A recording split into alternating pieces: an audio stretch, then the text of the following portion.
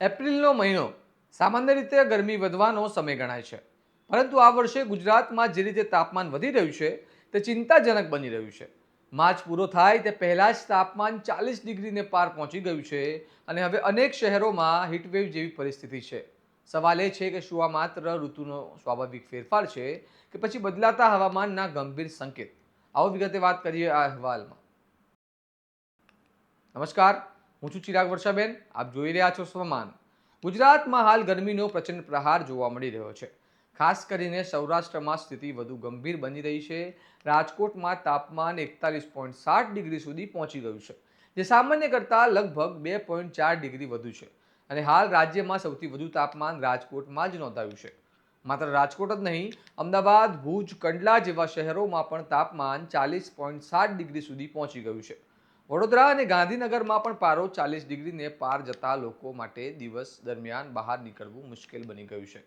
સૌરાષ્ટ્ર અને કચ્છના વિસ્તારોમાં હીટવેવ જેવી પરિસ્થિતિ સર્જાઈ રહી છે અને હવામાન વિભાગે સ્પષ્ટ ચેતવણી આપી છે કે આગામી દિવસોમાં તાપમાન વધુ 2 થી 3 ડિગ્રીનો વધારો થઈ શકે છે.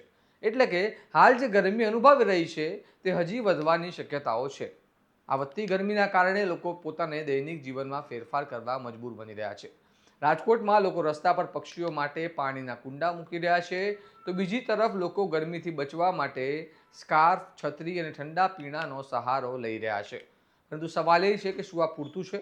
કારણ કે હીટવેવ માત્ર અસહ્ય ગરમી નથી, પરંતુ તે સ્વાસ્થ્ય માટે ગંભીર ખતરો બની શકે છે, ખાસ કરીને વૃદ્ધો, બાળકો અને બહાર કામ કરતા લોકો માટે. એકંદરે જોવામાં આવે તો ગુજરાતમાં ગરમી હવે માત્ર સામાન્ય ઋતુ નથી રહી, પરંતુ ધીમે ધીમે એક ચિંતાજનક પરિસ્થિતિ બની રહી છે. અને જો તાપમાનમાં આવો જ વધારો ચાલુ રહેશે તો આવનારા દિવસોમાં સ્થિતિ વધુ વિકટ બની શકે છે. હવે સવાલ એ છે કે શું આ માત્ર શરૂઆત છે અને શું ગુજરાત આગામી દિવસોમાં વધુ ગંભીર હીટવેવનો સામનો કરશે? આ મામલે તમારું શું માનવું છે? અમને કમેન્ટમાં જણાવો.